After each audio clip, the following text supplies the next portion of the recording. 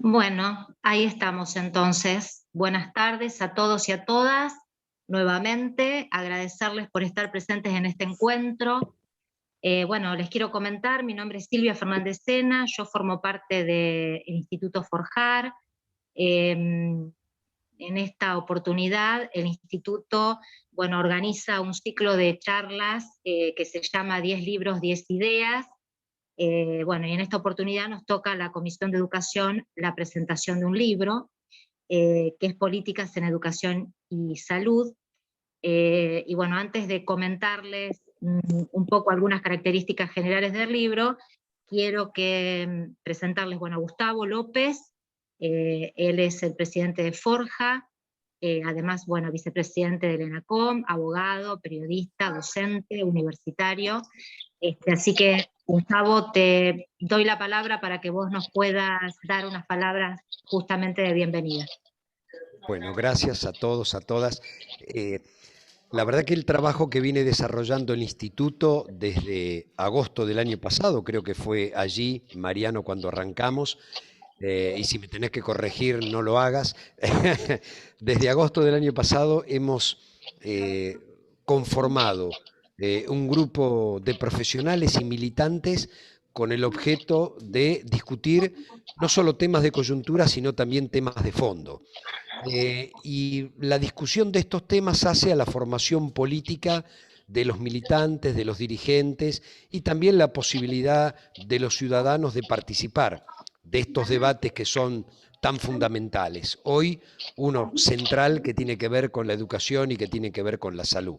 El viernes pasado, solemos hacer uno por mes, el viernes pasado hubo uno que tuvo que ver con la soberanía, con el río Sí, Paraná, realmente realmente muy, muy valioso ese y todos los demás. Entonces yo quiero felicitar el esfuerzo de Mariano y de todo el equipo, en este caso de Silvia Fernández Sena también, que coordina la Comisión de Educación de Forjar, y de todos los que hoy nos están acompañando, todos los invitados, los autores del libro, los especialistas que nos están acompañando, porque son de los grandes temas que nosotros debemos conversar y debemos producir los cambios para los cuales la sociedad nos votó. Eh, Nosotros tenemos elecciones dentro de poquito tiempo y esas elecciones en realidad tienen que ser un instrumento, tienen que ser un peldaño para, no pueden ser un objetivo en sí mismo. Nosotros no necesitamos ganar para que fulano o mengano entre a la Cámara, necesitamos sumar diputados, senadores, para producir desde el Congreso algunas reformas que están frenadas hoy y aquellas por las cuales la gente nos ha votado. Uno de los temas cruciales que hoy nos atraviesa tiene que ver con la pandemia, que ha modificado las costumbres de cada uno de nosotros, que ha impactado sobre cada una de nuestras familias. La cantidad de muertos y de contagiados lo verifica, pero que además ha pegado en la economía del mundo. Bueno, en lo que a mí me toca con el rol que tengo hoy en el gobierno nacional, algunos comunicadores han jugado y siguen jugando de manera tremenda y cruel, desinformando y confundiendo a la población en un tema tan sensible como es contagiarte o no contagiarte y poder morirte a partir de esta pandemia que es el COVID. Así que bienvenidos, gracias, que el debate sea fructífero para todos nosotros, y les agradezco nuevamente a todos ustedes, le agradezco a Evelyn Cotela, le agradezco a Norma, le agradezco a Miriam, le agradezco a Gabriel el esfuerzo que están haciendo para, bueno, un viernes a esta hora estar acá charlando con todos nosotros y aportando el granito de arena para construir una sociedad mejor. Gracias. Mariano, ¿por qué no silenciás a todos, por favor?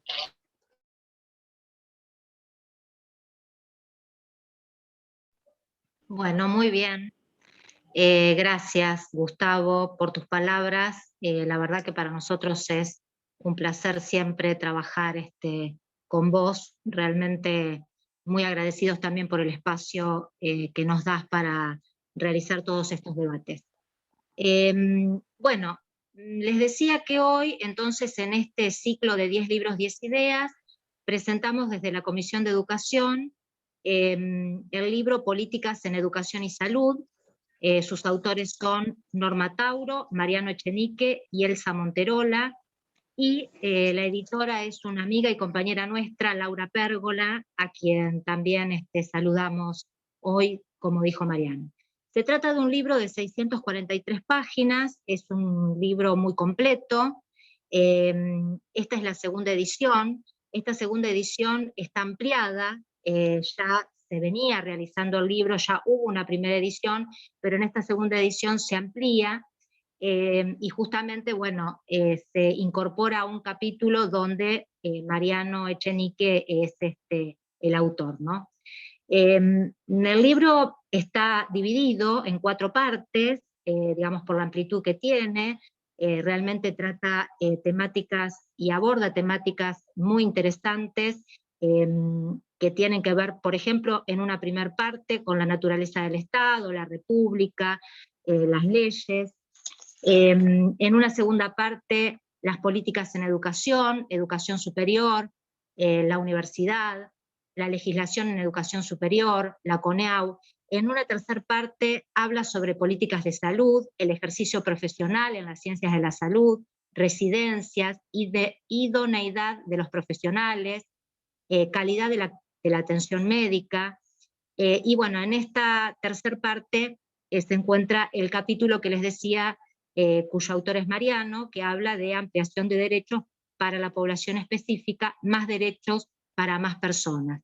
Y una cuarta parte donde se habla de las bases constitucionales del derecho a la educación y a la salud como punto de partida de las políticas públicas. Así que, como ven, es un libro muy amplio, con, ya digo, muchas temáticas que se trabajan y que están dirigidas justamente a la carrera docente de la Facultad de Medicina.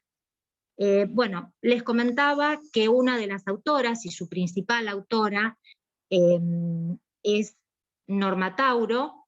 Ella es docente de políticas en educación y salud de la carrera docente de la Facultad de Medicina desde hace 10 años en la UBA, y es doctora en Humanidades Médicas de la Facultad de Medicina de la UBA.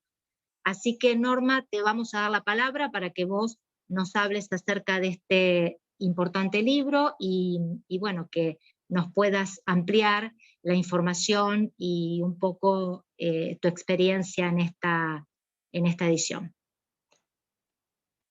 Bueno, muchas gracias. Primero, un gustazo estar con ustedes, que no los conozco y ahora amplío mi grupo de amigos. Eso para mí es importante cada vez que me vinculo con nuevas personas. Y los felicito por la iniciativa de continuar la política para el bienestar de la nación. Les puedo contar la génesis y las características. La doctora explicó muy bien el índice, pero les quiero contar cómo nació el libro. El libro es un libro de cátedra y nosotros abonamos mucho el tema de volver a los libros de cátedra, porque son un brazo donde se continúa la tarea docente.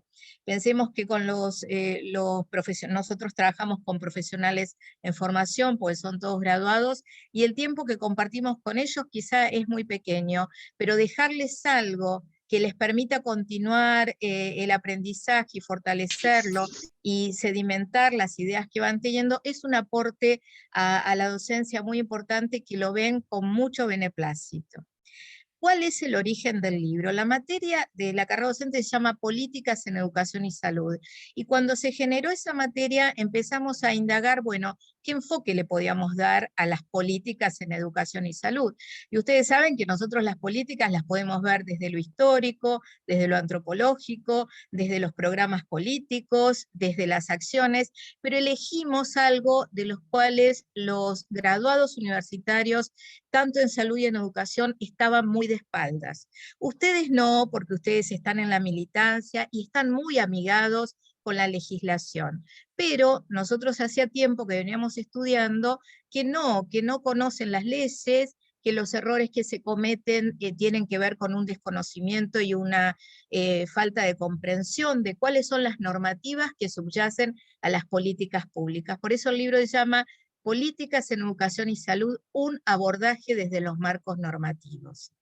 Y la idea es que ellos se acerquen a las normativas. Ninguno de los autores somos abogados, simplemente que las conocemos por el transitar que hemos tenido en nuestras tareas. La otra autora es odontóloga. Las características que tiene el libro es que se han actualizado hasta las últimas normativas, por ejemplo, la última modificatoria de la Ley de Ejercicio Profesional de la Medicina y Odontología, donde habla de la firma electrónica, que fue el año pasado, y la telemedicina ha sido incluida.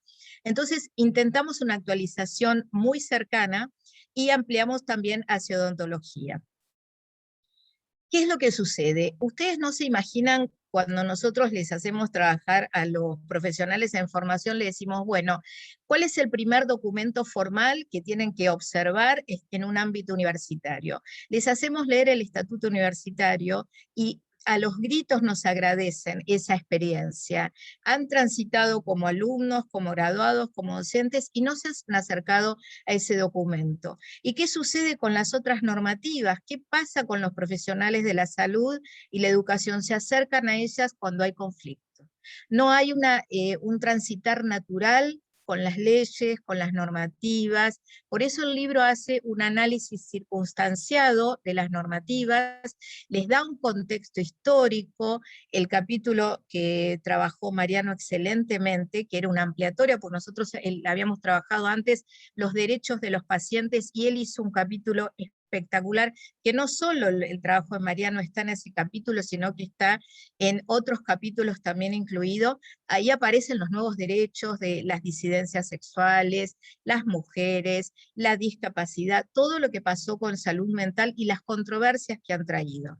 Así que es un libro muy completo, los capítulos se pueden leer de forma independiente, todos los capítulos terminan con las fuentes que han sido consultadas, las normativas que han sido abordadas para que cuando quieran ir puedan constatarlas, y los sitios web visitados. Y tiene este círculo, ¿no?, que recién decía la autora, que comienzo con una mirada de qué es el Estado, cómo se hacen las leyes, cuáles son los tres poderes, transito por las políticas en educación, las normativas que subyacen, por las políticas en salud, y se cierra coherentemente con una mirada de la Constitución Nacional, donde focalizamos en qué artículos se abordan el derecho a la salud y a la educación. Quiero poner en valor el trabajo de la editora. Mi director de tesis fue el doctor Pérgola, el que fundó la editorial El Guión, y el trabajo de la editora ha sido excelente. Laura Pérgola es una excelente editora, fue un trabajo muy enriquecedor. La verdad que los invito no solo a leer este libro, sino a acompañar en los procesos de construir libros universitarios para continuar la docencia más allá del claustro universitario, que quedamos, que permanezca la presencia del seguir aprendiendo. Una vez que se termina un curso, una carrera, lo agradecen siempre. Y además es una forma de los mismos docentes de revisar los contenidos y estar en la permanente obligación de actualizarlos. Bueno, muchas gracias, Norma. Sinceramente, el libro invita a leer y creo que es un material de consulta permanente. Así que la verdad que creo es un aporte muy importante. Bueno, yo en realidad soy trabajadora social, licenciada en trabajo social, y me interesó mucho porque creo que realmente sirve no solo para los médicos o los abogados que lo quieran consultar por ser, digamos, su especialidad, sino también para otras carreras, ¿no?, u otras profesiones. Así que bueno, muchas gracias por este aporte. Bueno, y ahora voy a presentar a Mariano Echenique. Ustedes lo conocen, es autor entonces de este capítulo que hablábamos recién y que Norma también hacía alusión. se llama Ampliación de Derechos para Poblaciones Específicas, Más Derechos para Más Personas. Mariano también es docente de Políticas en Educación y Salud, de la carrera docente de la Facultad de Medicina de la UBA hace 4 años. Es doctor en Ciencias de la Educación de la Universidad Nacional de La Plata, es director del Instituto Forjar, y bueno, obviamente es nuestro compañero y amigo, así que bueno, así lo presentamos y te damos la palabra, Mariano, para que bueno, nos hables de este aporte que has hecho en este libro. Bueno, gracias Silvia, gracias a todas las compañeras, los compañeros, a todos los que están participando de esta reunión. Yo quería contarles un poco de qué manera me impactó ser docente en la carrera docente de la Facultad de Medicina de la UBA, donde estoy dando clases desde 2017, y de qué manera eso se relaciona con el proceso del libro, ¿no? Entonces, la primera cuestión es ver de qué manera desarrollar unas clases frente a un público que no es el público estudiantil que yo había tenido en la Facultad de Filosofía y Letras de la UBA cuando era docente de política educativa, ni tampoco el público que había tenido en la carrera docente de la Facultad de Derecho de la UBA, donde los abogados se relacionan de otra manera, obviamente, con las normativas, porque justamente ellos son los que en su campo profesional las tienen siempre presentes. En cambio, en la carrera docente de medicina, el fenómeno que yo encontré es que las médicas y médicos, enfermeras, enfermeros, nutricionistas, kinesiólogos, obstetras, licenciados en imágenes, etcétera, porque son profesionales de ciencia de la salud de muchas áreas que hacen la carrera docente para seguir dando clases en la facultad, tenían como una cierta distancia lógica con el campo de las políticas en educación y salud.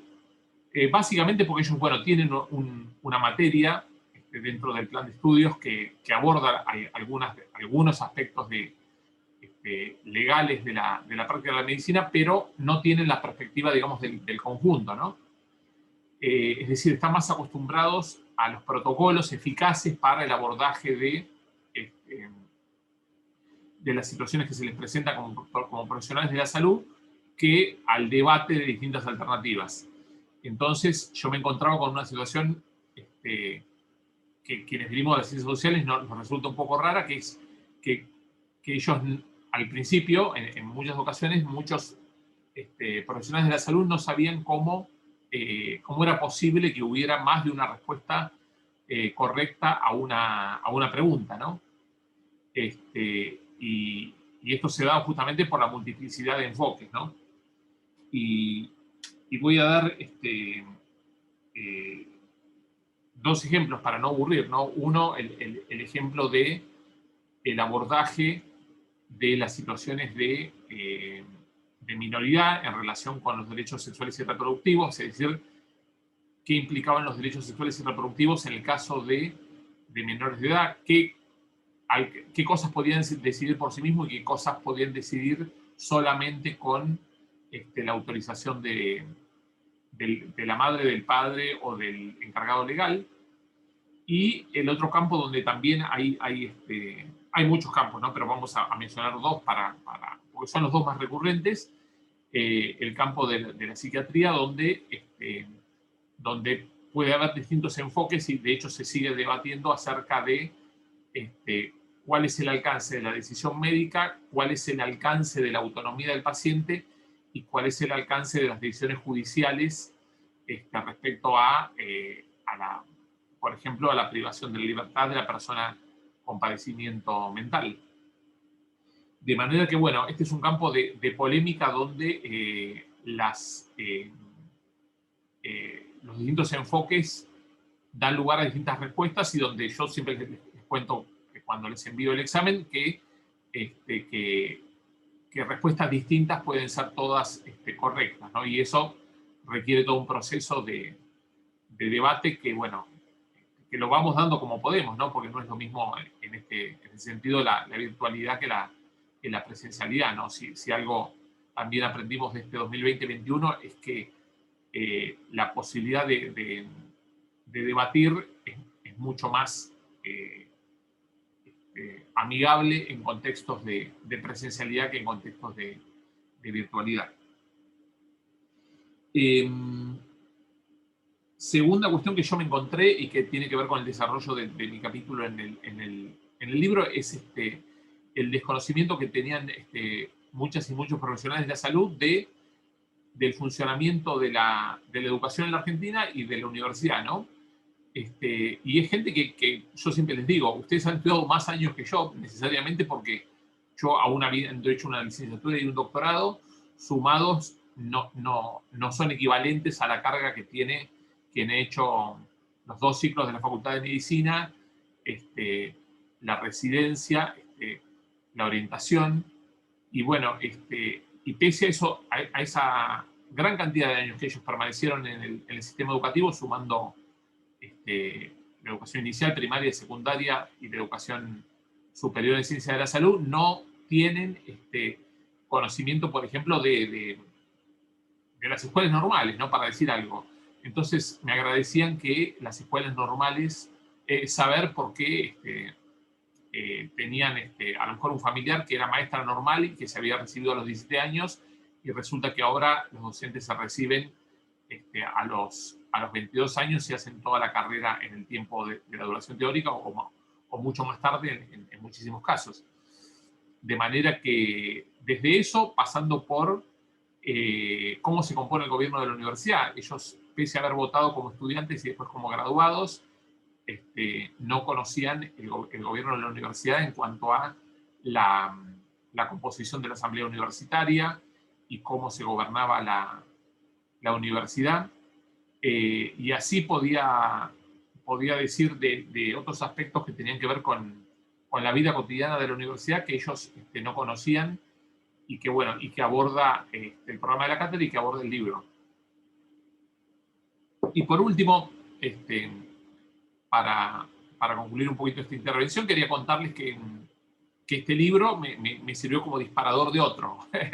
Es decir, que encontré que había un montón de información dispersa que podía ser puesta a la mano, digamos, de quienes, no solamente de quienes estudian, de quienes hacen esta materia, que ya bastante tienen con el manual, sino, digo, del público en general, a lo mejor graduado universitarios que no tienen conocimiento de algunas cuestiones como pueden ser, o que no tienen conocimiento o que tienen un conocimiento muy, muy vago de cuestiones que quizá a nosotros nos parecen parte ya de la cultura política general, como puede ser la reforma universitaria de 1918, la gratuidad universitaria de 1949, la noche de los bastones largos de 1966, la dictadura en la universidad entre el 76 y el 83, la forma en la cual se normalizó la universidad a partir de 1983, la Ley de Educación Superior de 1995 o el proceso de expansión de la educación superior con la creación de 18 universidades nacionales nuevas entre 2003 y 2015. Digo esto, estoy tirando como un montón de zócalos, ¿no? Dicen en la televisión, pero estos zócalos, yo creo que la posibilidad de traducir esos zócalos en un texto me vino por dar clase en la carrera docente y por interactuar con mis alumnos, ¿no? Yo pude aprender de mis alumnos muchas cosas y entre otras cosas pude aprender que era necesario también tener a mano esos conocimientos y ese repaso por tópicos de la historia de la educación argentina en general y de la universidad en particular, que me parece que son necesarios como tenerlos más a mano. De modo que, bueno, para mí fue muy enriquecedor y es muy enriquecedor la experiencia de la docencia en general y en particular me posibilita estar escribiendo ahora en la pandemia, que uno tiene un poco más de tiempo, estar escribiendo acerca de estos zócalos que me parece que tienen un lugar que debiera ser más cercano y más accesible para todos quienes tengan interés en la educación superior argentina, y más teniendo en cuenta que el 2021 es el año del bicentenario de la UBA. De modo que, bueno, agradezco a todos y a todos, a Norma especialmente, bueno, a Norma como autora principal del libro, a Laura como su editora, a quienes me acompañan en el panel, de quienes me considero amigo, que ya los conozco hace muchos años y bueno, han tenido y tienen responsabilidades muy importantes. Y bueno, quería transmitirles un poco más que el contenido del capítulo, que creo que algunos van a hablar de eso, la experiencia que me enriqueció para poder escribirlo y que también me hizo acercarme a la posibilidad de estar escribiendo algunas preguntas y respuestas. Les adelanto cómo es el título: preguntas y respuestas sobre la educación superior argentina. Así que bueno, gracias, y paso de vuelta a Silvia entonces la palabra. Bueno, gracias Mariano por este aporte. No sé si entró Evelyn Cotela, porque, bueno, yo les cuento, acá ella... estás, muy bien Evelyn. Bárbaro. Evelyn es integrante de la Comisión de Educación del Instituto Forjar también, es compañera nuestra, es bióloga, es doctora en Ciencias Biológicas, recibida en la Universidad Nacional de Córdoba, actualmente reside en Estados Unidos y es investigadora en la Universidad de Cincinnati. Bueno, militante de Forja Córdoba, y como les decía, integrante de la Comisión de Educación del Instituto Forjar. Así que bueno, te damos la palabra, Evelyn, para que nos puedas contar un poquito tu exposición. Gracias, Silvia. Bueno, primero que nada, buenas tardes a todas y a todos.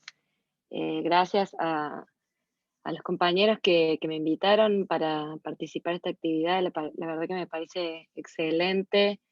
Soy bastante nuevita en la comisión de Forjar, y la verdad que entre la pandemia y diversas cosas, no he estado pudiendo participar mucho de las actividades últimas que hubo cuando yo me uní a finales del año pasado.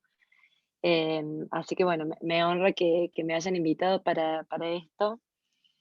Y bueno, como para conversar un poco sobre el segmento de Mariano, que es lo que me convocaron por ahí a discutir y dar un punto de vista, y tratando de pensar en qué podía yo aportar una visión como científica, y por ahí la visión de estar en otro lado y de ver cómo funcionan las políticas de educación y de salud pública en otro lado, en comparación con nuestro país.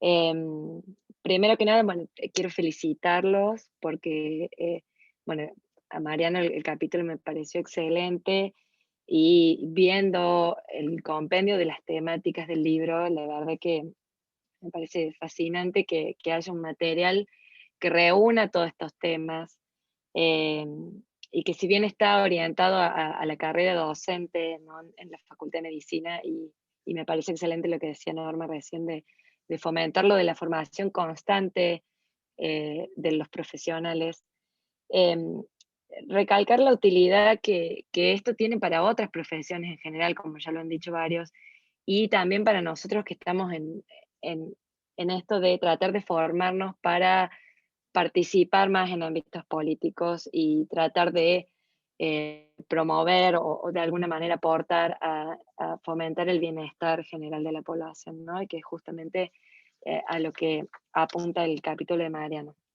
Y bueno, él lo que hace es un raconto de todas estas políticas con una visión histórica. Me pareció muy interesante eso, viéndolo, ¿no? Desde esto que digo, desde otras profesiones, desde otros ángulos, y qué importante es entender de dónde venimos en estos aspectos y dónde estamos para poder decidir hacia dónde queremos ir. Y acá es donde traigo a colación el tema de mi experiencia en Estados Unidos, donde básicamente lo que define las posiciones de izquierda o derecha son, por un lado, el tema de las políticas de relación exterior, y por otro lado, fuertemente las políticas de educación y salud pública, que al final es lo que termina marcando la agenda interna, ¿sí? Porque a la gente acá no le importa mucho, lamentablemente, qué hace Estados Unidos en Medio Oriente, qué hace Estados Unidos en Latinoamérica. Pero sí es algo que marca fuertemente y que se podría decir que es lo que marca la grieta acá, que es cómo se definen las políticas de salud pública superior, ¿sí? Porque la educación pública, la educación hasta nivel secundario es pública y muy buena, con ciertos condimentos que se podría decir, pero en general buena, pero la educación superior es totalmente, se podría decir, mercantilizada, si bien hay opciones públicas, pero son opciones que son caras. Entonces el acceso a esa educación superior genera una desigualdad estructural, ¿sí? Se mantiene la pobreza siempre en poblaciones que pueden acceder hasta cierto tipo de formación, hasta ciertas profesiones, y se perpetúa eso y no hay una movilidad social. Entonces fuertemente se ve en las elecciones los que apoyan a tener una apertura hacia eh, promover estas políticas de educación pública más fuertemente, y lo mismo con la salud, ¿sí? Que la salud está totalmente neoliberalizada, depende totalmente del poder adquisitivo de cada uno y de los beneficios que uno tenga en su trabajo, trabajos que no siempre son sindicalizados, ¿sí? Hay muy poca sindicalización en ciertas profesiones, mientras que en otras los reclamos se encausan de otras maneras, pero bueno, uno está a merced de estas decisiones corporativas de cuánta salud uno va a tener acceso, cuánto porcentaje de su sueldo va a estar cubriendo esta salud, y obviamente una gran parte de la población queda excluida, lo cual se ha visto ahora durante la pandemia, ¿no? Que ha dejado a la vista el tema de las desigualdades económicas de acceso a la salud, que a la vez resaltan desigualdades raciales que son estructurales, ¿no? Que van asociadas a las políticas perdón, digo, a la desigualdad y la pobreza y la discriminación racial, ¿no? Entonces, como decía, marca la agenda esto, y como ven, por ejemplo, Trump termina derrotado básicamente por el cambio rápido que hubo en la opinión de la gente por el manejo de la pandemia y el manejo del acceso a la salud pública durante la pandemia. A su vez, Obama, el Obamacare, ¿no? El legado que tiene su propio nombre, ¿sí? Entonces, bueno, son obviamente temas que son importantísimos, que sean no solo de conocimiento de los médicos, sino de cuántas otras profesiones en las que tenemos una posición para defender lo público, ¿no? Y defender lo que tenemos y lo que hemos conseguido para tratar de conseguir las mejoras y lograr el ideal del acceso universal a la salud, del acceso universal a la educación. Por otra parte, bueno, desde mi visión de científica, también la importancia de que las políticas de educación promuevan la generación de conocimiento científico tecnológico, otra cosa que ha tenido mucho peso durante la pandemia, ¿no?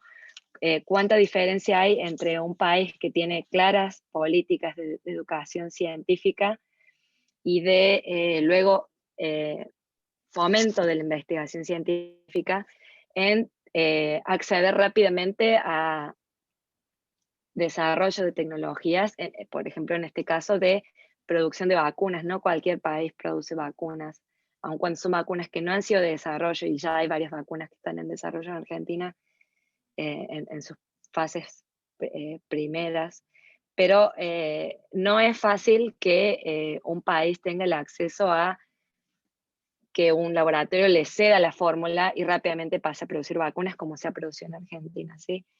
Entonces, bueno, la importancia también, y creo que en este libro hay todo un desarrollo de muchas de esas políticas de normativas, de por ejemplo cómo se regula la ANMAT, que sería tan importante que muchas profesiones las conociéramos. Por ejemplo, hemos visto todo el tema de la desinformación, muchas veces por ignorancia, pero otras veces totalmente malintencionada en los medios, de cómo es el tema de la regulación de la ANMAT y cómo funciona la investigación científica, cómo funciona la regulación del sistema científico. Entonces, me parece que este tipo de materiales son realmente fundamentales para un montón de profesiones. En el caso mío, por ejemplo, quisiera tener ya el acceso para poder comprarme el libro y poder aprender de muchas cosas. ¿Sí? En el caso de los científicos, desafíos que enfrentamos durante la pandemia fue, independientemente del campo que uno venga, al tener una formación científica uno tiene acceso a entender cierta forma del lenguaje científico, de la investigación, y creo que hemos tenido un deber social de comunicar ciertos temas, por ejemplo, la importancia de la vacunación, la importancia de usar máscara, la importancia de acatar las normas de aislamiento, ¿sí? Sin embargo, se notaba también mucho la diferencia entre quienes estaban preparados simplemente por un sesgo profesional del día a día, ¿sí? Y qué otras carreras asociadas, muchas veces también a la salud o a la ciencia, en las que faltaba información, ¿sí? Y lo hemos visto, el desfile por los medios de gente diciendo cosas sobre cómo se regula el tema de la ANMAT, que con total falta de conocimiento, y cómo esto después genera todo problemas de salud pública, ¿no? Y en el control de esta pandemia. Entonces, me parece fundamental y bueno, como para cerrar, esto, felicitarlos por haber hecho y a Mariana especialmente por este capítulo que fue el que particularmente yo leí, este compendio de toda la historia en las políticas que nos permite reconocer cuáles son los nuevos desafíos que tenemos, tanto como individuos en organizaciones políticas, así como cada uno dentro de su ámbito profesional, laboral, social, en el que uno puede contribuir, ya sea para brindar opciones para mejorar el bienestar de toda la comunidad, pero también aprender a empoderar a otros, ¿no? Creo que recién decían esto de, por ejemplo, las normativas de género, cómo son, y todos esos son cuestiones que muchas veces por desconocimiento se generan desigualdades en los derechos, por ejemplo, en el caso de los pacientes, el tema, por ejemplo, algo que me toca a mí porque lo he vivido, el tema del parto respetado, ¿sí? Y cómo no todos están, todos los cuerpos gestantes empoderados para pedir a su médico que se respeten estos derechos, y muchos médicos no conocen estas normativas, ¿sí? Entonces, me pareció muy fascinante el libro, y bueno, volver a cerrar con lo que había dicho al principio, esto de aprender de dónde venimos, en dónde estamos para poder decidir hacia dónde queremos ir. Así que bueno, muchas gracias y espero que tengamos algún debate al final de la charla. Bueno, gracias Evelyn, muy clara, la verdad que muy bien, y creo que sí, rescatar esto, ¿no? Que tiene que ver con las diferencias que existen respecto de si estamos posicionados en una postura, digamos, que piense en la gente, en los derechos, en tener cada vez más derechos, o desde otras perspectivas que, bueno, que ya conocemos y que lamentablemente le hacen mal a las personas. Así que bueno, nada, muy clara esta diferencia. Bueno, ahora vamos a presentar a Gabriel Brenner. Gabriel, te damos la bienvenida. Gabriel es docente universitario en la Universidad Nacional de Hurlingham, en la Facultad de Filosofía y Letras de la UBA, es ex subsecretario de Equidad y Calidad Educativa de la Nación y es licenciado en Ciencias de la Educación por la UBA. Así que bueno, te damos la bienvenida, Gabriel, y bueno, esperamos tus conceptos. Bueno, muchas gracias, Silvia. En principio, decirles que me siento muy feliz, muy honrado de esta invitación. Tengo enorme respeto por Forja, particularmente un respeto por la historia, la militancia y la figura de Gustavo López, pero también permítanme saludar en el panel. Bueno, con Mariano nos une el haber cursado en la Facultad de Filosofía y Letras de la UBA al mismo tiempo y compartir militancias y bueno, seguir andando juntos, así que también me alegra y celebro poder compartir. Te agradezco, Mariano, la invitación. Y permítame también felicitarte, Mariano, y hacerlo también con vos, Norma, como autores, que hay una autora más que es odontóloga, trasladarle la felicitación. Buena idea esta de los 10 libros, 10 ideas. Hoy estamos con uno de ellos. No leí el libro, sí leí, como recién comentaba Evelyn, que también te saludo y fue muy bueno escucharte y seguir tus ideas. Pero como ella comentaba, también haré algunos comentarios laterales del capítulo de Mariano, pero si me permiten también saludarla, por supuesto, a Miriam. Miriam, una gran amiga, compañera, gran referente de la pedagogía y bueno, hoy funcionaria de la provincia más grande de nuestro país y a cargo de la secundaria. Así que celebro que quienes se ocupen de acompañar y conducir las políticas públicas en educación sean educadoras, sean educadores, porque venimos desacostumbrándonos a veces de que cualquiera puede ejercer este tipo de trabajos de un modo técnico, simplificando algunas cuestiones. Yo quisiera, si me permiten, en estos pocos minutos, señalar algunas cuestiones que tienen que ver con mi lectura de tu capítulo, Mariano, pero también tienen que ver con el contexto, un poco como marcaba la cancha inicialmente Gustavo, porque creo que también tiene el sentido de poder acompañar una reflexión colectiva. Me alegra, voy viendo acá en el chat que aparece Forja San Miguel, Forja de distintas provincias, y la verdad que está bueno desparramar estos debates, y es un espacio de encuentro entre compañeras, compañeros para pensar. Eso que a veces escasea tanto, pensar en forma colectiva. Juntarse con un montón de gente, aunque sea a través de un Zoom, no es equivalente a pensar de manera colectiva. Estamos acostumbrados a juntarnos muchos y muchas, pero no sé si hay pensamiento, y la verdad es que me parece que estas instancias permiten eso, poder discernir, poder pensar, poder trabajar en torno a algunas ideas. Celebro lo que hacen ustedes, Norma, Mariano. Yo también trabajo en ese sentido con otros profesionales, pero trabajar especialmente en la formación en ejercicio, que no es la formación inicial, ¿no? Trabajando en la traducción pedagógica de lo que tiene que ver con el pasaje del testimonio entre los médicos y las médicas, ¿no? Y la construcción de la medicina, que es una tarea de enorme compromiso y sensibilidad social. En todo caso, lo que me alegra es pensar que este libro, tu capítulo, Mariano, contribuyen, si me permitís, a humanizar la medicina en la formación profesional de sus principales actores, que son los médicos, las médicas. También habrá que seguir por el lado de las enfermeras y los enfermeros, un rol categóricamente sustantivo que a veces es olvidado por algunos gobiernos.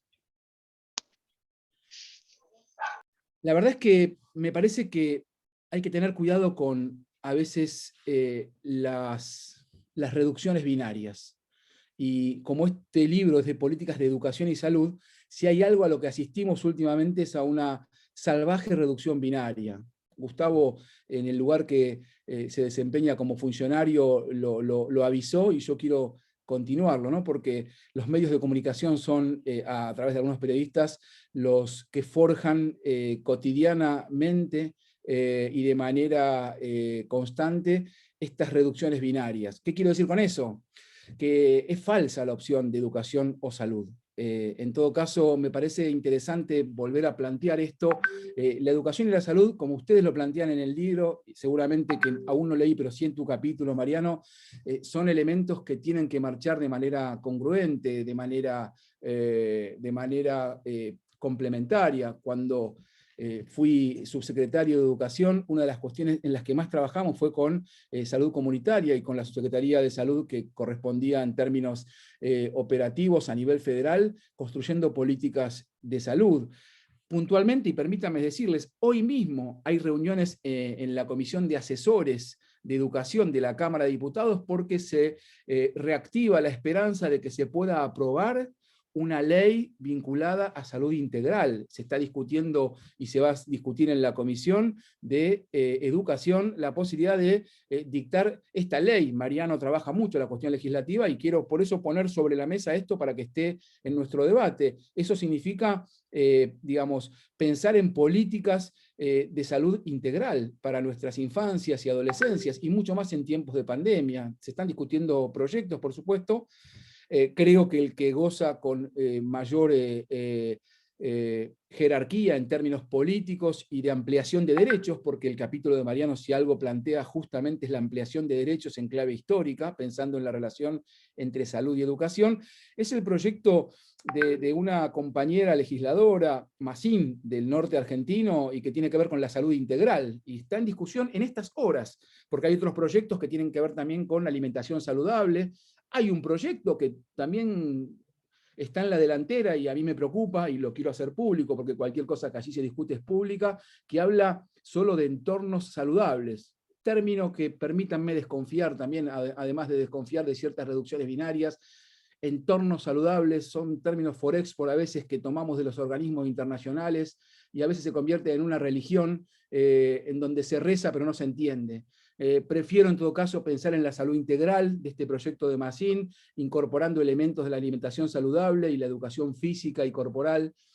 Lo traigo porque me parece importante que sepamos que se está debatiendo y nosotros somos ciudadanos, ciudadanas que tenemos que ejercer presión, y la presión es un elemento necesario para que se discutan las cosas en diputados y se vote una ley de salud integral. Por eso es que lo traigo en este encuentro. Pero a propósito de las reducciones binarias, que yo decía que no es educación o salud, es educación y salud. Este tiempo es un tiempo de excepción. Yo sé, por más que parezca eterna la excepción, pero estamos en un momento excepcional, y no se le puede pedir ni a la educación ni a la salud normalidad en un tiempo de excepción. Y eso me parece importante decirlo, porque a veces hay algunos que practican el marketing de la oposición y no la responsabilidad civil, democrática, de construir complementariamente, a pesar de estar en desacuerdo, que en todo caso se aprovechan de estas reducciones binarias propias de los medios de comunicación para confundir, y en este caso permítame que lo diga abiertamente, para cabalgar sobre posiciones deliberadamente negacionistas, que en todo caso discuten por qué no esta vacuna, a la que le ponen cierta religiosidad, y no la voy a nombrar para no hacer justamente el juego, un minuto después de que han declarado un duelo nacional por el envenenamiento colectivo de manera radial por todo el país. Entonces, cuidado con las lógicas binarias, porque en nuestro caso, educadores y educadoras, cuando nos pusieron escuelas abiertas o cerradas, nos están haciendo comer un amague, disculpen la metáfora futbolística, pero estamos en medio de la Copa América, espero que estén permitidas, pero nos hacen comer un terrible amague, porque es mentira que hay escuelas abiertas y escuelas cerradas. Nunca cerraron las escuelas. Decir eso es otra simplificación binaria para marear y seguir teniendo cerca y capturado o cooptado cierta complicidad electoral. Entonces, son maneras, yo diría, cierta perversión de la política para terminar de alguna manera haciendo demagogia electoral con el problema de la pandemia. Entonces, caer en el falso binario de escuelas abiertas y cerradas es desconocer que durante el 2020, y ahora sigue, los docentes y las docentes se han bancado en sus espaldas la continuidad pedagógica a como dio lugar, como se puede. Claro que no se puede aprender quizás el sujeto y el predicado del mejor modo, pero se mantiene una continuidad pedagógica porque es preferible cuidar la vida del abuelo de ese pibe de 5º grado que tiene que aprender sujeto y predicado. Que se va a poder aprender mejor en otro momento, es cierto. Mantengamos el vínculo escuela-familias, rompamos con esa condición que separa binaria entre educación y salud, y en todo caso dotemos al cuidado de estatura política. Eso es lo que vino a hacer este gobierno, con un montón de errores, es dotar al cuidado de condición política. Así como en tiempos deshumanizantes, alguna vez el genial psicoanalista Fernando Ulloa nos explicó que la ternura adquiría dimensión política en tiempos deshumanizantes, tenemos que continuar esa metáfora para hacernos garantes del cuidado de los demás conciudadanos y conciudadanas, a pesar de una oposición que hace demagogia electoral con estas reducciones binarias. Entonces, me parecía importante traer estas reflexiones, porque también es cierto, hay padres, padres.org, por la apertura de escuelas. Otro amague. El Ministerio de Educación de la Nación nos ha hecho un informe en donde nos ha puesto en evidencia que el 80% de quienes sostuvieron la continuidad pedagógica fueron mujeres. En este país claramente machista y patriarcal, reconozcamos primero nosotros que las que sostuvieron y bancaron la parada fueron mujeres en un 80%, pero alguno estará pensando, cuando vean esta grabación, porque acá son todos compañeras y compañeros, cuando vean la grabación dice, pero ¿qué trae? ¿Un informe del ministerio? ¿Y qué van a decir del ministerio? No. Argentinos por la Educación, una fundación que tiene en su 90% funcionarios, exfuncionarios y pedagogos y pedagogas que están enfrente, o en la vereda de enfrente de este gobierno, han coincidido en el mismo número. El 80% fueron mujeres. Entonces, yo diría que más allá de que te moleste que alguno hable con lenguaje inclusivo, que hable con la E, autonominarse padres.org, desconociendo a las madres, a sus propias compañeras de vida, me parece que es un acto deliberado de otro tipo de negacionismo. Entonces, yo digo, cortemos con los negacionismos, porque si no podemos sacar este debate a la luz, nos van a sacar ventaja pronto en la votación. Entonces, este espacio también es para poder discernir y poder saber de dónde venimos. El gran ministro, a mi juicio el mejor que tuvo la democracia en educación, Alberto Sileoni, suele decir de manera recurrente que los educadores y las educadoras tenemos que recordar lo que la sociedad tiende a olvidar. Entonces, recordemos claramente que venimos de un gobierno que ha priorizado el mercado por sobre el Estado. Y si algo nos viene salvando, con errores, repito, y por supuesto con cosas que faltan, es tener políticas de Estado para priorizar el cuidado de los conciudadanos y las conciudadanas. Entonces, me parece que es fundamental pensar claramente en el retorno, cuidado a la presencialidad sin desmesura, sin demagogia política, punitiva y electoral que confunda a la gente. La escuela es de cuerpo presente, ¿quién lo duda? ¿Quién lo duda? Salute. La escuela es de cuerpo presencia, ¿quién lo puede dudar? Ahora, yo extraño caminar por los pasillos y escuchar la respiración a veces agitada de quien llegó recién, pero, gente, esto es la política de quienes estamos de este lado. Hay que priorizar el resguardo y el cuidado del conjunto por sobre el capricho y el deseo individual. Y eso es algo que hay que poder decir a viva voz, y también hay que discutirlo en las elecciones. La gente que se sube al negacionismo, la gente que le hace el juego a esta reducción binaria, a esta simplificación binaria, porque no olvidemos que venimos de un gobierno que quiere que las cosas las expliquemos de manera simple y con la velocidad y el tamaño de un tuit. De hecho, quien fue presidente hace poco se le escapó o expresó que sería bueno con un botón controlar la política. Los que estamos en educación, que pertenece al mundo de la cultura, sabemos que los cambios son lentos, pero vienen, como decía un genial poeta. Entonces, trabajemos en ese sentido, pensando en todo caso en que la construcción política es compleja, tiene idas y vueltas, a veces hay que ir un paso para atrás para hacer dos adelante, lo dijo un viejo estratega político del otro lado del charco, que tiene bastante que ver con la vacuna que tuve la suerte de darme en primera dosis, y la verdad que me parece importante que tengamos claro esto, y cierro con esta idea.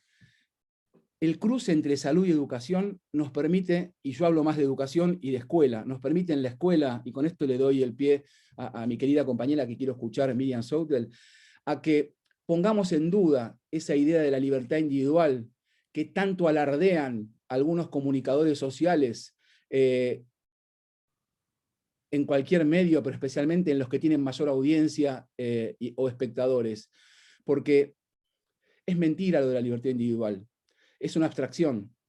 Es imposible entender la libertad separada de la idea de solidaridad.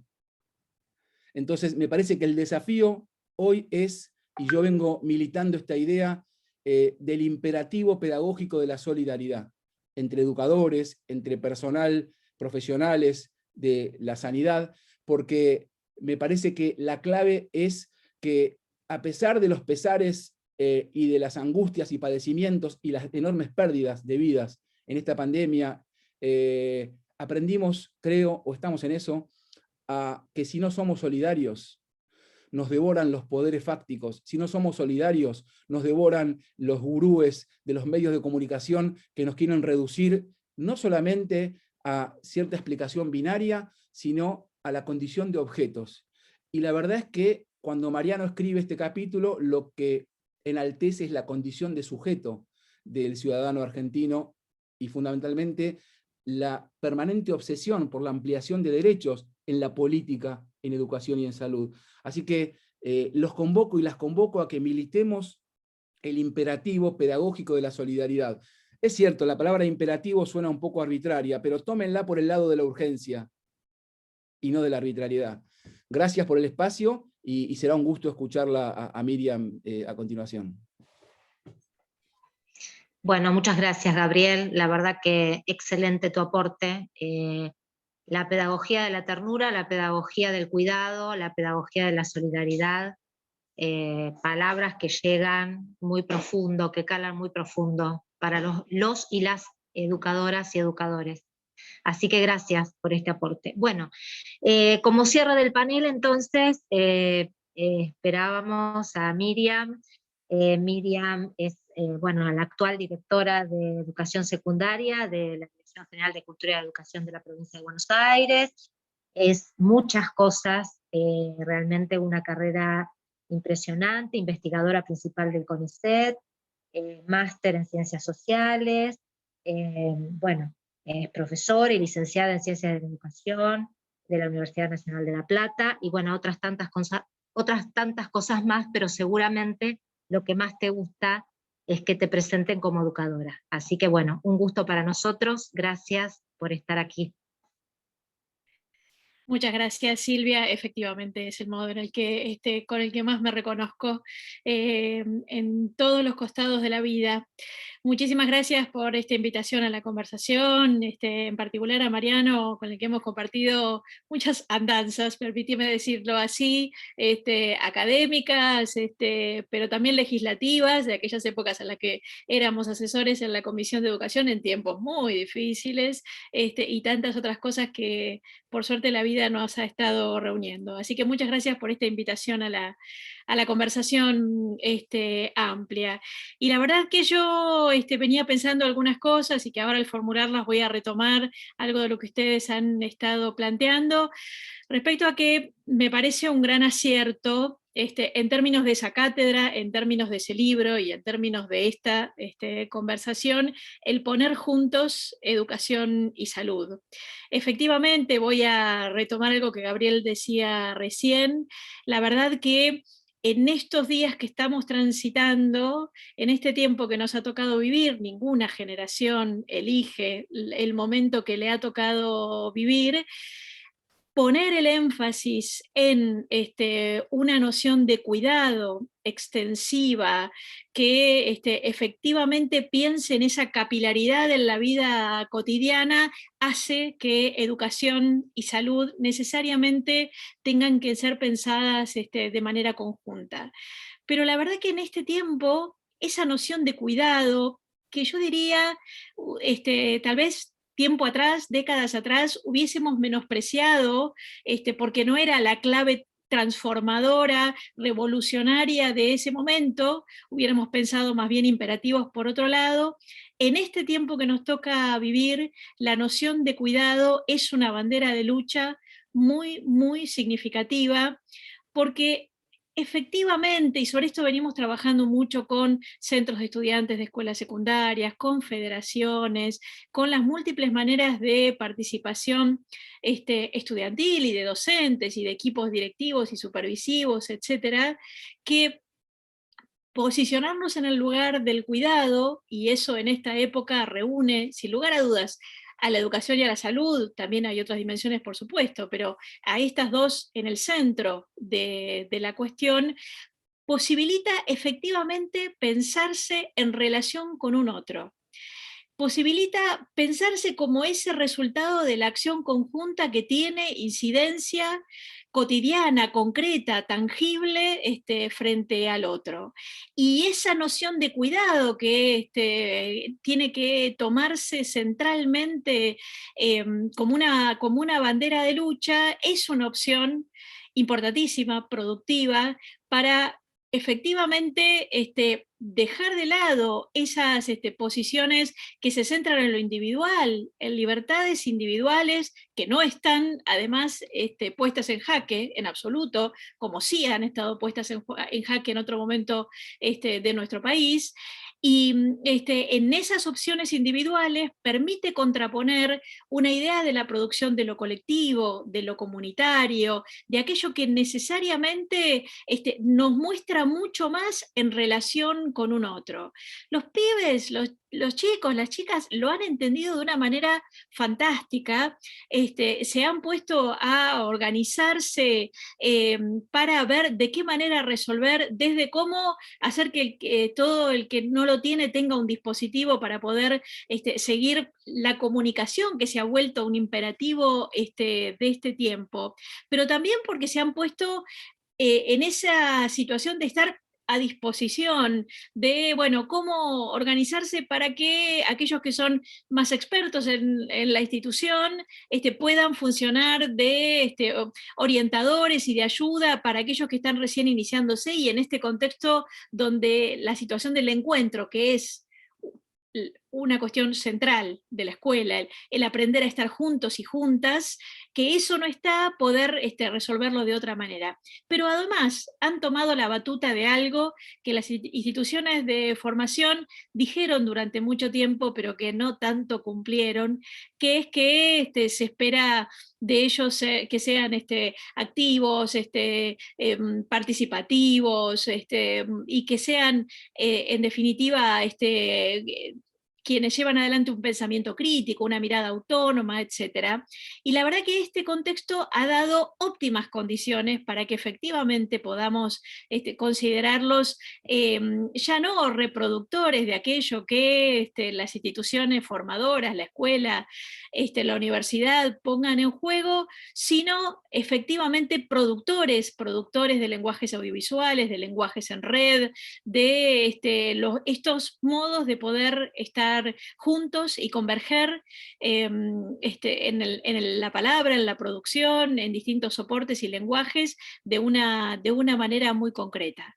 Pero además, algo que decíamos también en el trabajo cotidiano con ellos, la verdad es que formarse es por supuesto, aprender distintas asignaturas que son necesarias, pero sobre todo también desarrollar modos de lectura, de interpretación del tiempo que nos ha tocado vivir.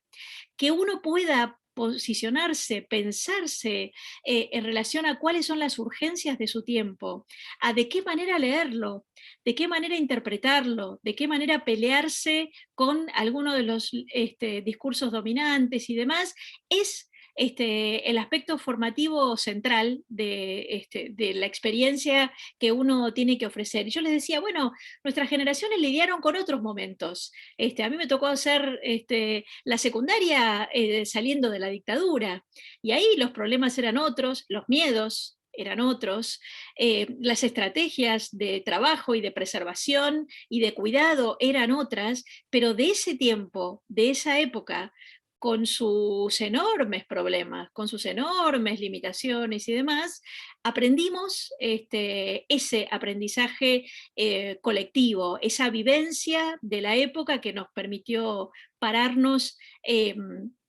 hacia otro, hacia un futuro de una manera más productiva. Pero además hay algo que quiero decir y pensaba en relación al libro, y que creo que lo empezó a decir Evelyn y lo voy a retomar. Me parece que hay algo muy significativo que instancias como estas, y como estas digo, ese libro, ese trabajo de cátedra, y también espacios de formación política, cultural, como que es algo del orden de la alfabetización ciudadana, que se está haciendo muy necesario. Que uno pueda entender, uno ciudadano pueda entender los devenires, los claroscuros de la construcción del Estado, y cómo eso tiene una presencia en el modelamiento de la vida cotidiana de cada uno, es un elemento de ciudadanía muy importante, que muchas veces se diluye y que uno se encuentra con reflexión, pero a ver, esta gente, ¿por qué confunde la injerencia de los poderes? ¿Por qué confunde el poder ejecutivo y el poder legislativo? ¿Por qué no supone o no entiende que tal transformación que permite, por ejemplo, cierta expansión de derechos modifica directamente su vida? Probablemente es quienes sí tienen la experiencia, es quienes tienen un grado de compromiso muy fuerte con la expansión de derechos más nuevos, con quienes habían sido sistemáticamente dejados en los márgenes de la cobertura social, y que ahora están haciéndolo, y estoy pensando, por supuesto, en la aprobación del cupo trans, en todos los derechos de nueva generación que posibilitan efectivamente que sectores específicos de la población que estaban en un lugar de mucho abandono, efectivamente puedan legítimamente reclamar ese lugar. Entonces, por esa experiencia pujante de tener que salir a disputar, de tener que ser beligerantes para efectivamente poder participar más plenamente de lo social, sí tengan esas experiencias. Pero quienes no están implicados en esas luchas, muchas veces hay algo que se diluye de ese funcionamiento institucional, que en definitiva modela y modifica nuestras vidas cotidianas. Lo pensaba en relación a un ejemplo, con alguna de las cosas que Mariano plantea allí. El año pasado, cuando se produjo efectivamente esto de tener que reinventarse y continuar haciendo escuelas, tal como decía Mariano, cerradas nunca estuvieron, al contrario, tuvieron que ser el sostén de muchas cosas, y llevar adelante la enseñanza de manera remota cuando no estaba previsto que así sucediera, y hubo que salir a inventar múltiples cosas. Por ejemplo, había quienes nos decían, bueno, pero esto de que se haya cambiado las condiciones de calificación, de promoción, de aprobación, ¿qué es esta rareza? Porque la decisión tuvo que ver con que los chicos, las chicas no tuvieran sobre sus espaldas que sobrellevar la pandemia, lo que la pandemia había significado. Entonces, si alguien tenía dificultades porque no tenía dispositivos, porque él no tenía la conectividad, porque tenía todas estas dificultades, por lo tanto que no pusiéramos en la misma situación un proceso de escolarización que estaba previsto hacerse de manera presencial allí. Porque si en definitiva sosteníamos una idea de evaluar a rajatabla, acreditar conocimientos a rajatabla, promover de año a rajatabla como se hacía con anterioridad, estábamos perdiendo de vista que eso se sobrellevaba en condiciones muy desiguales. Por lo tanto, lejos de estar efectivamente evaluando el desempeño de los pibes, íbamos a estar evaluando quién tenía dispositivos a su alcance, conectividad, o incluso algún adulto que pudiera ayudarlo con el desarrollo de la tarea. Y había quienes profesionales con formación y demás que lo miraban desde el sentido de ser padres de hijos escolarizados. Ay, esta cosa rara de que en realidad tiene una trayectoria todavía en proceso, qué raro, antes era más fácil, aprobó y no aprobó. Y yo decía, bueno, está bien, habrá sido más fácil de entender una cuadrícula clasificatoria, sí, tiene en todo caso ese efecto de ser muy claro, y también de propiciar que se queden fuera de un proceso de formación, propiciar que les haya mal y que les vaya mal y que por lo tanto vayan quedándose en los márgenes de ese sistema formador, que vayan creyendo además que es una limitación de ellos individual y que por lo tanto haya una pérdida sistemática de asistir a ese patrimonio cultural que les pertenece por derecho.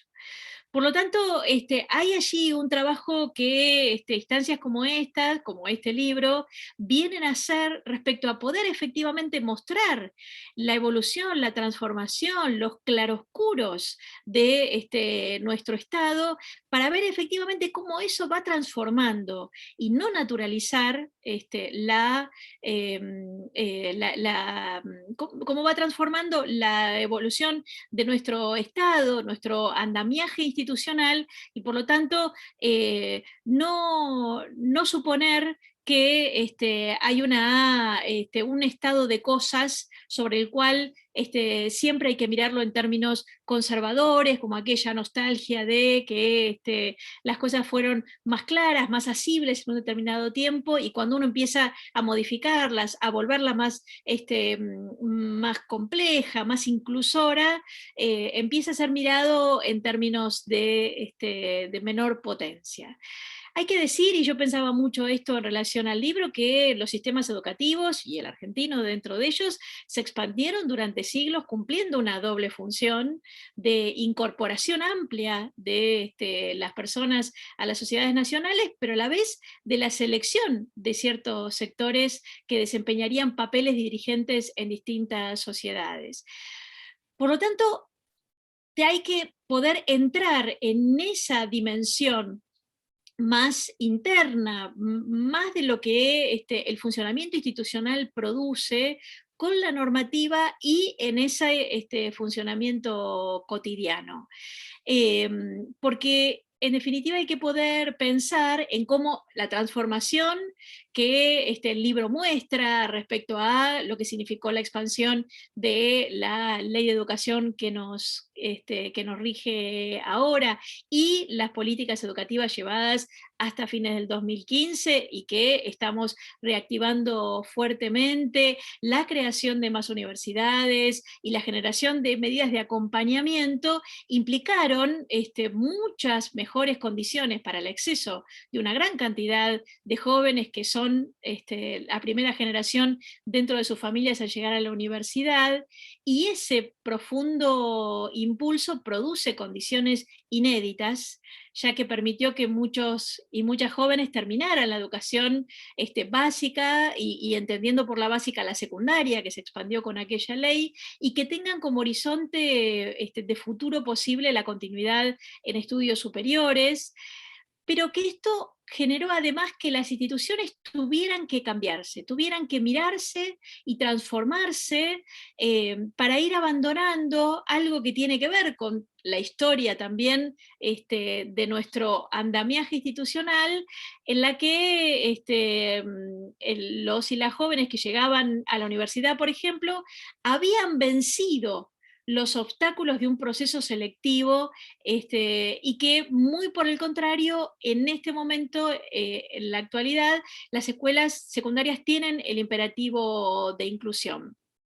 Por lo tanto, en este aspecto, y esto el libro lo señala, y por eso quería detenerme en ello, la Universidad Argentina se enfrenta a una situación inédita, tanto por las características de los y las estudiantes que recibe, cuanto también por las condiciones histórico-políticas del sistema del que forma parte. ¿Puede mantenerse una universidad sin cambios frente a las transformaciones de un sistema educativo inclusivo? ¿Qué impacto tiene en la tarea docente universitaria asumir que la educación es un derecho? Algo que el sistema educativo ha incorporado, no sin resistencias, no sin dificultades, con muchas batallas que hemos debido dar y todavía, porque la restitución conservadora, la restitución nostálgica está siempre muy a la mano, pero que la universidad a veces va más a la saga. Y otra cuestión que se deriva también de esas transformaciones es el contexto de significación de los distintos aspectos vinculado a esa sobrevivencia. Para aquellos estudiantes que son parte de la primera generación de sus familias al llegar a los estudios superiores, esas experiencias familiares previas que tienen aquellos que ya son partícipes de ese núcleo formativo, bueno, no están disponibles. Y eso hace que el peso de esas condiciones selectivas se magnifiquen, digamos, tengan una presencia mucho, mucho mayor. Pero además, porque nosotros hemos transitado por instituciones en las que esa selección estaba naturalizada. Quienes sobrevivíamos a los sistemas de formación selectivas, éramos perfectamente conscientes de ese proceso de selección, de ser de alguna manera quienes habían podido avanzar en él, y cuánto además de nuestras características de clase, de nuestras características propias de una población que estaba ya socializada con esas instituciones formadoras, resultaban en definitiva parte de nuestro propio impulso, ¿sí?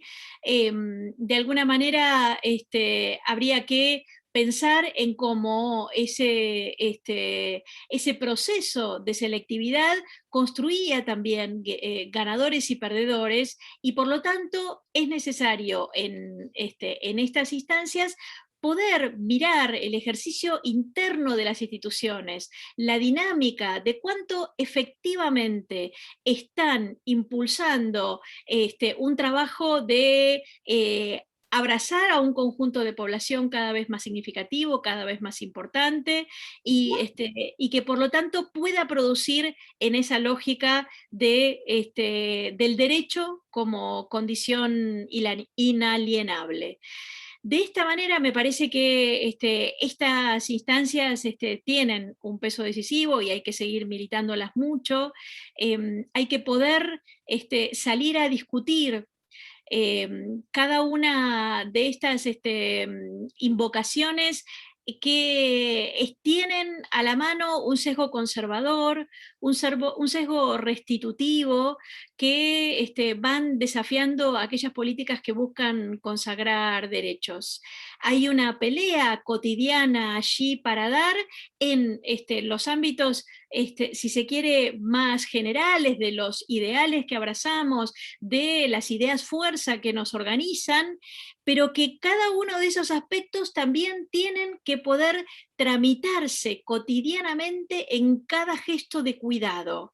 Que yo pueda abrazar ciertas causas políticas generales, y que luego, cuando ejerzo mi trabajo cotidiano en relación a la salud, sin lugar a dudas, en relación a la educación, que es mi ámbito específico, yo pueda sostener que esa transformación se juega cotidianamente en lo que yo decido poner disponible y cómo me transformo en puente para los demás.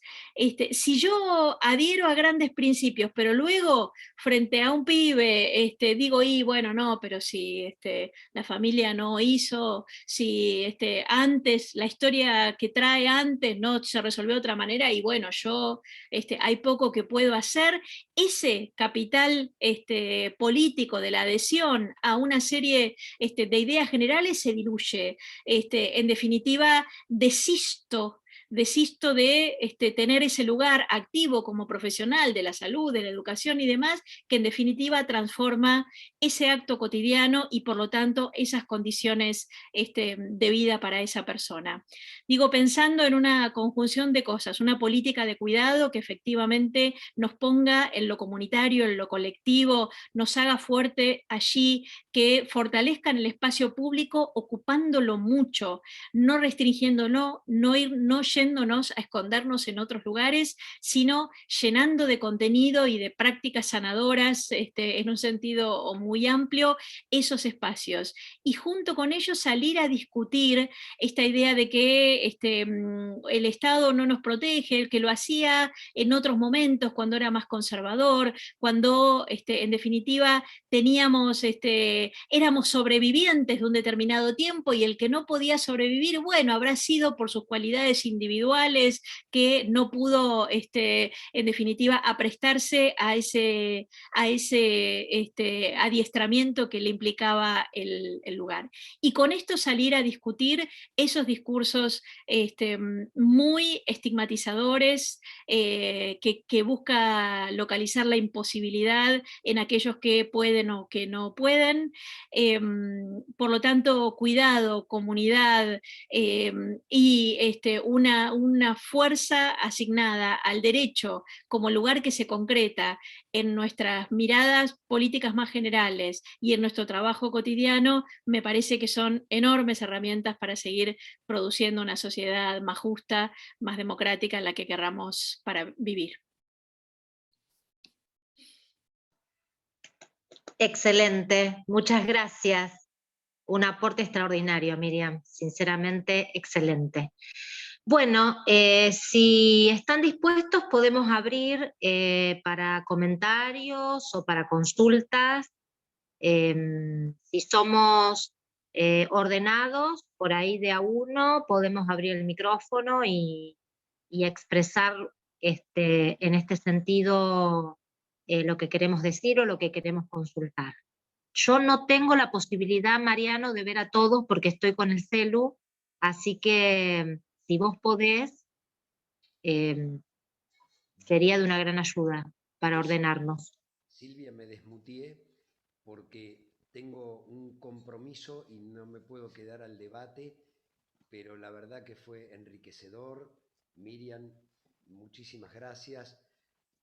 Bueno, Miriam, Gabriel, a Evelyn, realmente, bueno, a los autores del libro, muy interesante. Gustavo, se te escucha muy, muy bajito. No sé qué pasa. Muy, muy bajo el volumen. Vamos a... He enchufado ahora esto que me parece que se escucha mejor, perdonen. Ahí está. Quería decir que les agradezco infinitamente, yo tengo un compromiso, me tengo que retirar, sigan ustedes con el debate. He tenido que aprender el uso de herramientas para dar clases este año y medio. Hace 30 que doy en la UBA y hace 6 que doy en una de las 9 nuevas universidades en José C. Paz. La desigualdad del acceso tecnológico es tremendo, es tremendo. El esfuerzo que hacen los chicos estudiando con un celular realmente es brutal. Por eso, bueno, por eso también hemos encarado lo que a mí me toca desde el ENACON, un trabajo con el sistema educativo, llevando conectividad a las instituciones públicas.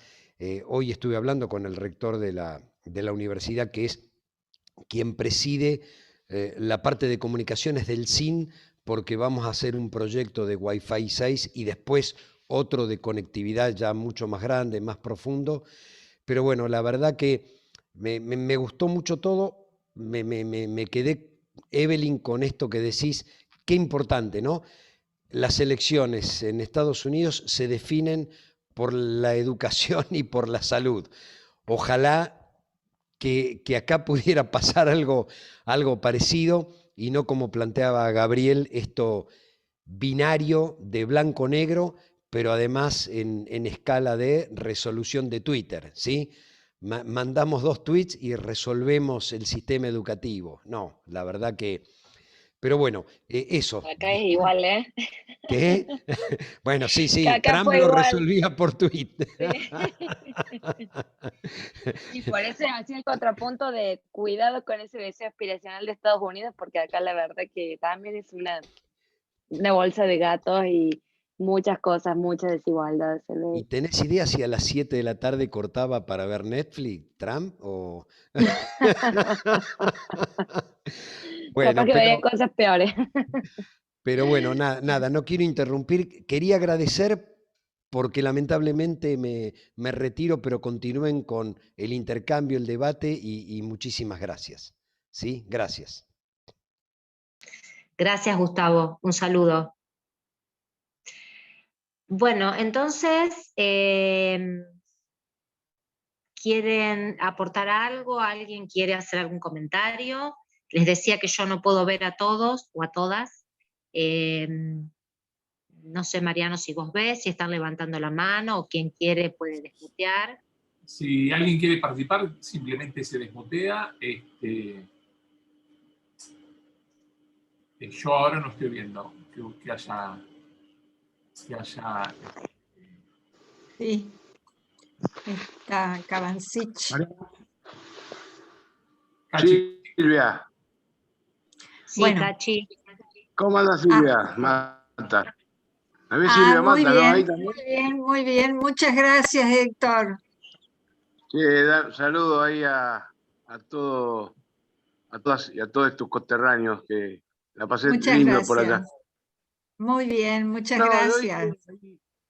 un abrazo. Ahí no, el comentario que escribí es como una obsesión, que estábamos hablando del tema de la reforma en el sistema de salud, un sistema universal de la salud, y me pasa, y hace rato lo vengo analizando y hablando, hasta con nuestra diputada de Forja, que hay miles de millones de pesos que no sabemos si, como los recauda la FIP, con el aporte de los monotributistas a las obras sociales, son miles de millones de pesos que la verdad que es una caja que no sabemos.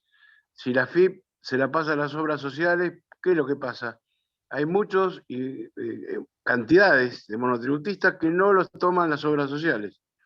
Y hay mucho dinero que eso tendrá que ir directamente para la salud pública. Porque entonces ahí, en donde se hace el aporte, bueno, se distribuye dentro de lo que es una coparticipación federal, que es una recaudación. Y si se está estudiando un tema de reforma, es muy importante porque yo soy contador y tengo clientes un poquito mayores que yo todavía, y la verdad que están pagando fortuna de OSDE, y algunos la utilizan y otros no, pero no, en este sentido que no tuvieron el problema de ellos en esta pandemia de haber caído internados, no hubieran tenido lugar. Así que es uno de los temas clave. Por supuesto que la educación, yo creo que desde la educación inclusive también tenemos que aprovechar los educadores ahí, con todo el tema de lo que es legislación. Parece mentira que a lo mejor a un chico, será que en mi casa, como soy contador y me dedico al tema de impuestos, bueno, tengo nietas y nietos que los vuelvo locos con todas las cosas estas. Pero tiene que acostumbrarse, pero lógicamente con una buena administración transparente de los gobiernos, a que el dinero que se aporta en impuestos, en servicios, está volcado fundamentalmente a la educación y a la salud pública. Bueno, es el aporte mínimo. Un abrazo siempre al instituto. Silvia, compañera de Zárate, un abrazo grande. Mari, lo mismo ahí a todas, todos, todes. Mariano, como siempre, estamos para aportar y debatir y charlar. Gracias, gracias, Cachi. Nada, yo pensaba, y un aporte obviamente en lo que decía Miriam, y con respecto al tema de la escuela, así en general, creo que en estos tiempos, más que nunca, la escuela tiene que alojar incondicionalmente, ¿no? Me parece que eso es fundamental y bueno, totalmente de acuerdo con el hecho de, digamos, de tomar esos principios y después trasladarlos cotidianamente a la tarea que tenemos dentro del aula. En este caso, bueno, las aulas las hemos hecho desde nuestras casas, pero bueno, hemos alojado y seguimos alojando a nuestros y nuestras alumnas, estudiantes, alumnos dentro de nuestras casas, y creo que eso es lo mejor que en este momento le podemos dar a los niños y adolescentes, ¿no? Dentro del sistema educativo. Seguir sosteniendo ese vínculo, que es un vínculo amoroso, y sabemos muy bien que no se puede dar ningún tipo de vínculo pedagógico si no se da antes ese vínculo amoroso y de cuidado. Así que bueno, nada, quería decir esto porque me parece que es un momento muy importante en el que vivimos todos y todas las y los docentes del sistema educativo, ¿no? Y creo que también eso lo veo en muchos docentes universitarios. Creo que está presente también. Sé que falta mucho, que a la educación superior todavía le falta. Digo, no solo a la educación superior, a lo mejor a la educación superior le falta un poco más todavía, ¿no? De acompañamientos y de alojamientos. Pero bueno, creo que una vez que entendamos que hay que alojar incondicionalmente a nuestros niños, niñas, niñes, adolescentes, eso obviamente que va a generar una mayor inclusión. Bueno, esto quería aportar desde este lugar. No sé si alguien más, Laura Pérgola, quizás quiera hacer algún comentario acerca del libro, ya que fue la editora. La invitamos a que exprese Hola. algunas palabras. Laura, ¿estás por ahí? Sí, sí, estoy acá, no sé si me escuchan. Bueno, buenas noches a todos. La verdad es que le quiero agradecer a Norma especialmente por la confianza en la producción de este libro, que a pesar de la pandemia lo fuimos gestando, porque los libros no se hacen de un día para el otro, más allá de que era una segunda edición, pero había que actualizarla, y sé que ella hizo una actualización muy cuidadosa, y además tuvo la generosidad de en esta nueva edición incorporar a Mariano y a la otra autora. Creo que también yo creo que valoro eso, ¿no? Que en una situación de pandemia todavía estemos pensando en producir un libro para una cátedra, y que los alumnos o los estudiantes tengan acceso a un material tan rico como este, en el que hay un montón de información para formar a los médicos y a los odontólogos que quieren ser docentes y que quieren transmitir de alguna forma los conocimientos que aprendieron. También quiero señalar que lo que nos une, a lo mejor lo que nos unió a todos acá fue un poco el espíritu de mi papá, que era un amante de la docencia universitaria. Creo que terminó sus días adentro de la facultad, a pesar de su edad, y que le pedíamos que no fuera más a la facultad, pero era algo imposible. Y nos unió en cierta forma a Mariano, a Norma, a mí, porque bueno, de distintas formas nos incorporó en la facultad para acompañarlo en esa pasión que tenía, y creo que eso nos dio la posibilidad de llegar hoy a presentar este libro. Habíamos creado el guión allá por el 2001, en plena crisis económica, para que pudiera sacar una revista que se llamaba Médicos y Medicinas en la Historia. Un proyecto que a lo mejor era, no sé si ambicioso, pero por ahí utópico, pensando que iba a tener una gran difusión, pero en la historia de la medicina lamentablemente importa muy pocos, pero creo que él quería justamente transmitir a través de eso también la posibilidad de que haya nuevas personas que se formen y que cuiden la salud de todos nosotros, ¿no? Que es algo que a lo mejor en estos días estamos valorando un montón, y que quedó en algún momento en el olvido, ¿no? Cuando el Ministerio de Salud se transformó en una secretaría, creo que muchos se olvidaron que era uno de los pilares fundamentales que tenemos en nuestro país, que es el tema de la salud, y que no era lo mismo ser secretaría que ministerio, ¿no? Y que por suerte lo hemos podido recuperar. Y bueno, y creo que algo de lo que decía Gabriel, también yo coincido con que hay una transmisión por parte de la oposición de un miedo constante, ¿no? Más allá de ese binario que él marcaba, también el de apelar a los sentimientos, pero sentimientos negativos, infundándole a la gente el miedo de que primero que la vacuna lo envenenaba, después que la vacuna que traía unas enfermedades como trombosis. Cada vez que estamos, o sea, apareció la Sputnik, era veneno, nos daban la AstraZeneca, podía provocar cualquier enfermedad. Ahora el miedo está y la insistencia con los adultos mayores, insistiéndoles que no van a recibir la segunda dosis, lo cual genera mucho nerviosismo, y cualquiera habla de un tema como la infectología, ¿no? Yo escuchaba ayer a un médico que no es infectólogo explicando la inmunidad que tiene una vacuna y otra, con una total desinformación que no nos está haciendo bien. Y bueno, nada, eso quería aportar. La verdad es que yo estuve en la cocina del libro, esta es la parte editora, ¿no? No solamente soy editora, sino que lo corregí, porque en realidad esa es mi expertise, la de la corrección.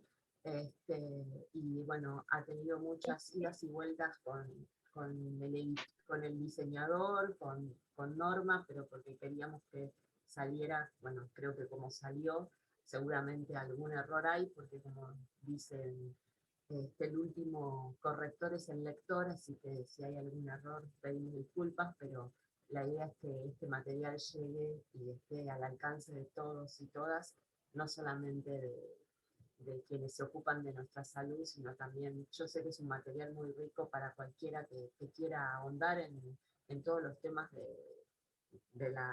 desde el primer capítulo, donde se habla de un montón de temas relacionados con el estatuto universitario, ¿no? Como decía Loudet, afianzar a la educación es agrandar la república, y creo que me parece que en ese camino fue la intención de que este libro estuviera disponible para todos y todas, y bueno, también esperemos que lo puedan leer en su totalidad. Muchas gracias. Gracias, Laura, por tu aporte. Bueno, ¿alguien más tiene algo que expresar? ¿Quiere decir algo, comentar algo? Ya estamos casi en 2 horas de debate, de charla, la verdad que excelente.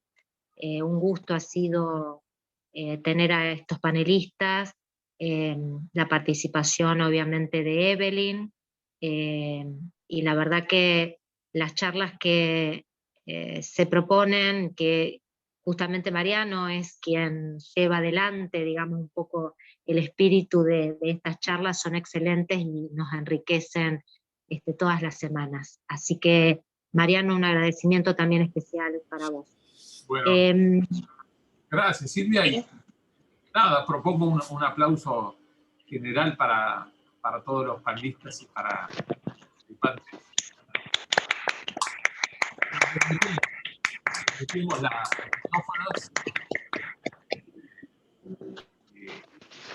Yo solo quería comentarles algo último para cerrar, que era mostrarles, no sé si lo vieron y si después lo pueden hacer circular, la tapa del libro.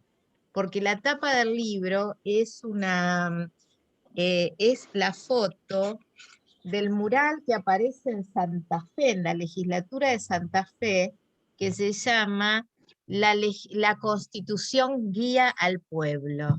Y realmente es una imagen hermosa, hermosa, hecha por Guillermo Rux. Es un mural tan grande como la pared que tiene Mariano atrás, con el mapa de Latinoamérica. Y realmente nos encantó encontrar esta figura porque es eso, la Constitución que guía al pueblo.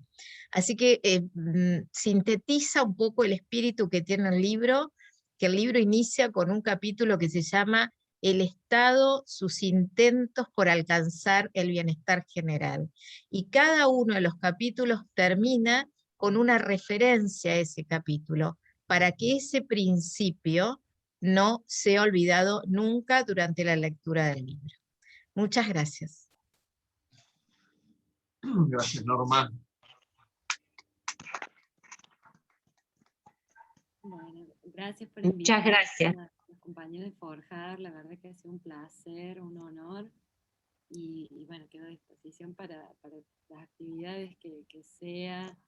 Ojalá el día tuviera el doble de horas para poder hacer más cosas y poder estar, porque hay una cosa que la pandemia nos dio, es que fue acceso a un montón de actividades, ¿sí? Conversatorios y discusiones, y a la vez la falta de tiempo para poder hacer todas las cosas que uno quisiera, que de repente pasaron a estar tan al alcance de la mano, ¿no? Juntarse a discutir con gente que uno nunca se hubiera imaginado, juntarse a discutir y sentirse casi como en persona. Así que bueno, muchas gracias y un honor.